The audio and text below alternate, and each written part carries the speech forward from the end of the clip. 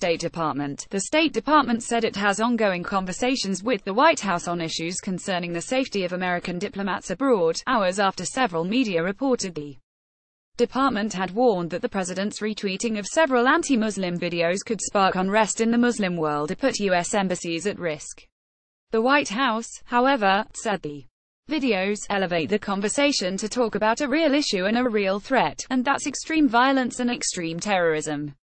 When asked if the State Department warned the White House that the retweets might have repercussions, State Department spokesperson Heather Nauert told VOA Thursday in a briefing, "When it comes to specific conversations, you know all too well that I can't comment on our sort of private internal conversations, but it wouldn't be unusual for us to have those kinds of conversations about any matter in the world.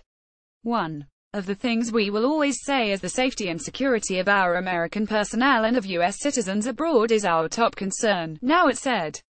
The State Department has continuous conversations with the White House and the National Security Council about anything that could affect any Americans' safety and security abroad.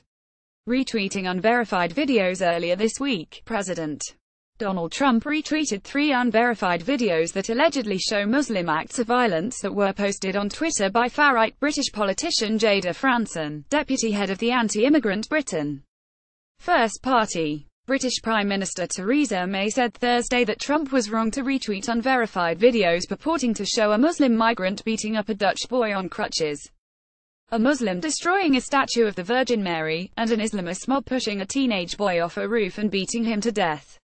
But the special relationship between the US and Britain is not changed, according to the State Department.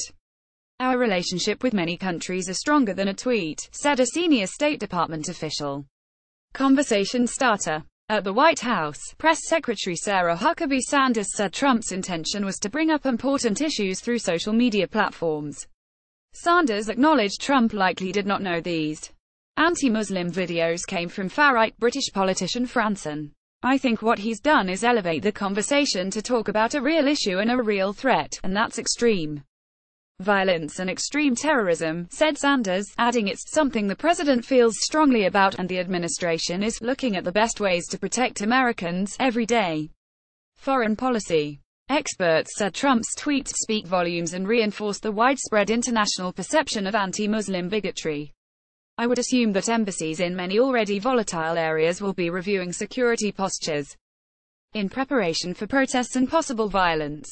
Laura Kennedy, former Deputy Assistant Secretary for European and Eurasian Affairs, told VOA on Thursday, "Surely, any sensible foreign policy or security professional would be concerned about the potential consequences of such inflammatory rhetoric from such a high level ricocheting around the world," Kennedy added.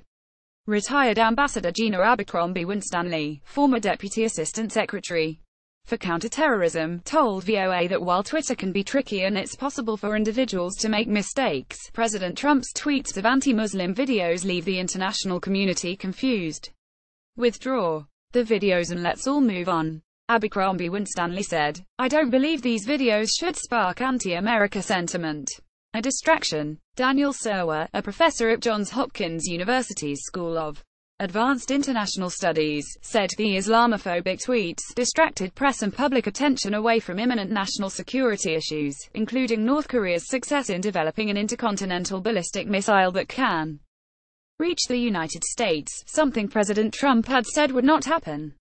British Ambassador to the US Kim Darroch said he had raised concerns about anti-Muslim videos with the White House on Wednesday. "British people overwhelmingly reject the prejudiced rhetoric of the far right, which seeks to divide communities, erode decency, tolerance, respect. British Muslims are peaceful and law-abiding citizens," Darroch said in a tweet.